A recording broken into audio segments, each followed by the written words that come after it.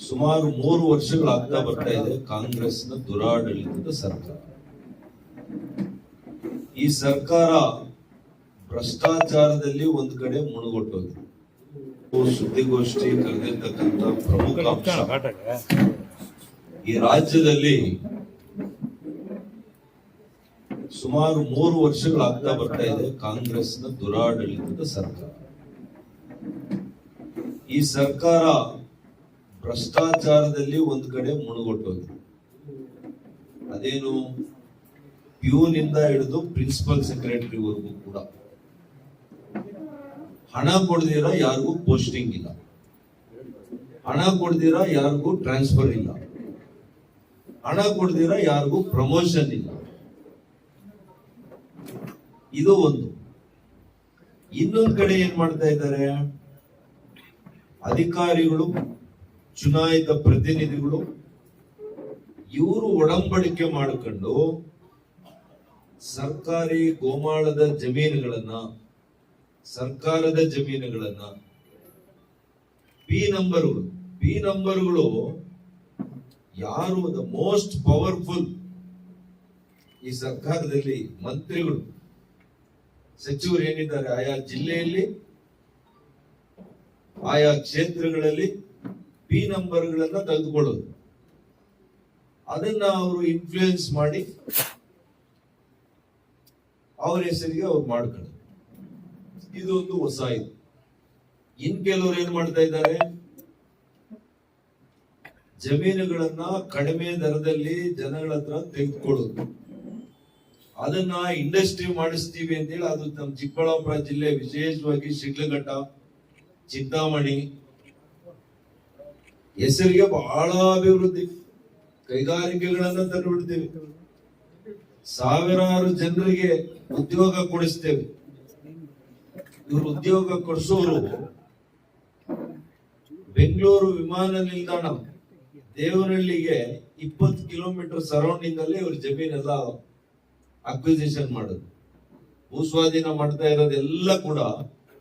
ಇನ್ನೇನ್ ದೇವನಹಳ್ಳಿ ತಾಲೂಕಲ್ಲಿ 1 ಎಕರೆ ಜಮೀನ್ ಸಿಕ್ಕಲ್ಲ ಇನ್ನು ಮುಂದಕ್ಕೆ. ಪಾಪ ರೈತನು 1 ಎಕರೆ ರೈತ ಕೆಲಸ ಮಾಡ್ಬೇಕಂದ್ರೆ ಅವನ್ ಕೃಷಿ ಜಮೀನು ಬಿಕ್ಕಲ್ಲ.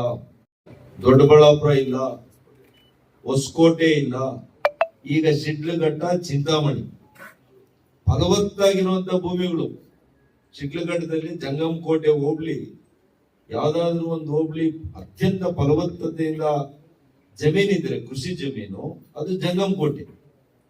ಅದನ್ನ 2,500 ಎಕರೆಗಳನ್ನ ಇವತ್ತು ಇವರು ಒತ್ತುವರಿ ಮಾಡುವಂತ ಕೆಲಸ ಮಾಡಿ, ಭೂಸ್ವಾಧೀನ ಮಾಡಿ, ಇವತ್ತು ರೈತರಿಗೆ ಇವತ್ತು ಅವರ ಹೊಟ್ಟೆ ಮೇಲೆ ಹೊಡೆಯುವಂತ ಕೆಲಸ ಮಾಡ್ತಾ ಇದ್ದಾರೆ. ನಾನು ಹೇಳಿದೆ ಇವರಿಗೆ, ನೀವು ಕೈಗಾರಿಕೆಗಳನ್ನ ಮಾಡಬೇಕು ಅಂತಿದ್ರೆ ಇವಾಗ ಪಕ್ಕದಲ್ಲಿ ಆಂಧ್ರ ಪ್ರದೇಶ ಮಾಡ್ತಾ ಇದ್ದಾರೆ. ವಿಜಯವಾಡ ಎಲ್ಲಿದೆ, ಅಮರಾವತಿ ಎಲ್ಲಿದೆ, ರಾಯಲಸೀಮಾದಲ್ಲಿ ಇಂಡಸ್ಟ್ರಿ ತರ್ತಾವ್ರೆ, ವೈಜಾಗ್ಗೆ ಇಂಡಸ್ಟ್ರಿ ತಗೊಂಡು ಹೋಗ್ತಾವ್ರೆ. ಪಕ್ಕದಲ್ಲಿ ನೋಡಿ ಕಲೀರಿ. ಒಂದು ರಾಜ್ಯನ ಹೆಂಗೆ ಬೆಳೆಸ್ಬೇಕು, ಹೆಂಗ್ ಅಭಿವೃದ್ಧಿ ಮಾಡಬೇಕು ಅಂತ ಹೇಳಿ ನಿಮ್ಗೆ ಗೊತ್ತಿಲ್ಲ ಅಂದ್ರೆ ಪಕ್ಕದ ನೆರೆಯ ಆಂಧ್ರ ಪ್ರದೇಶವನ್ನ ನೋಡಿ. ಚಂದ್ರಬಾಬು ಅವರು ಯಾವ ರೀತಿ ಸರ್ವಾಂಗೀಣವಾಗಿ ಒಂದು ರಾಜ್ಯವನ್ನ ಬೆಳೆಸುವಂತ ಪರಿ ಏನು ಅಂತ ಅರ್ಥ ಮಾಡ್ಕೊಳ್ಳಿ. ನೋಡಿ, ನೀವೆಲ್ಲ ಕೂಡ ಗ್ರಾಮಾಂತರ ಜಿಲ್ಲೆ, ನಮ್ಮ ದೇವನಹಳ್ಳಿಯ ಸುತ್ತಮುತ್ತಲಿನ ಎಲ್ಲ ತಾಲೂಕುಗಳನ್ನ ನೀವು ಹಾಳು ಮಾಡುವಂತ ಕೆಲಸ ಮಾಡ್ತಾ ಇದ್ದೀರಿ. ಅದರಲ್ಲಿ ಕೂಡ ನಾನು ಹೇಳ್ತೇನೆ, ಇವರುಗಳೇ ಖರೀದಿ ಮಾಡೋದು, ಇವರೇ KIDBಗೆ ಸರೆಂಡರ್ ಮಾಡೋದು, ಅದು ಒಂದು ದಂಧೆ. ಈಗ ಕಪ್ಪು ಹಣನ ವೈಟ್ ಮನಿ ಮಾಡ್ಕೊಳ್ಳುವಂತ ಬಹಳ ಸುಲಭವಾಗಿರ್ತಕ್ಕಂಥ ಇದು ಒಂದು ಮಾರ್ಗ ಕಂಡಿಟ್ಕೊಂಡವ್ರು. ಹೊಸ ಮಾಡೆಲ್ ಇದು.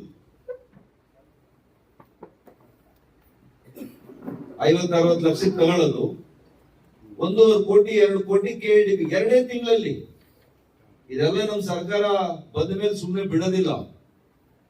ಯಾವ ರೀತಿ ತನಿಖೆ ಮಾಡಿಸ್ತೀವಿ ನೋಡಿ. ಆಮೇಲೆ 3 ತಿಂಗಳಿಂದ ರೈತ 30 ವರ್ಷ 100 ವರ್ಷ ಇಟ್ಕೊಂಡಿರುವಂತ ರೈತ, ಅವನ್ಗೆ 50 ಲಕ್ಷ, 3 ತಿಂಗಳಲ್ಲಿ KDBಗೆ 50 ಲಕ್ಷ ತಗೊಂಡಿರುವಂತ ಇವನು ದಳ್ಳಾಳಿನೋ ಅಥವಾ ರಾಜಕೀಯ ನಾಯಕನೋ 2 ಕೋಟಿ ಅವನು. ಇದಕ್ಕಿಂತ ದರೋಡೆ ಆಗೋದು ನೋಡ್ಬೇಕ ನಾವು ಈ ರಾಜ್ಯದಲ್ಲಿ? ಇದು ಮುಖ್ಯಮಂತ್ರಿಗಳಿಗೆ ಕಾಣಿಸ್ತಾ ಇಲ್ವಾ? ಕಾಣಿಸ್ತಾ ಇಲ್ವಂದ್ರೆ ಇದು ಮುಖ್ಯಮಂತ್ರಿಗಳಿಗೆ? ರೈತರ ಬಗ್ಗೆ ಇವ್ರಿಗೆಲ್ಲ ಕೂಡ ಬದ್ಧತೆ ಇದೆಯಾ?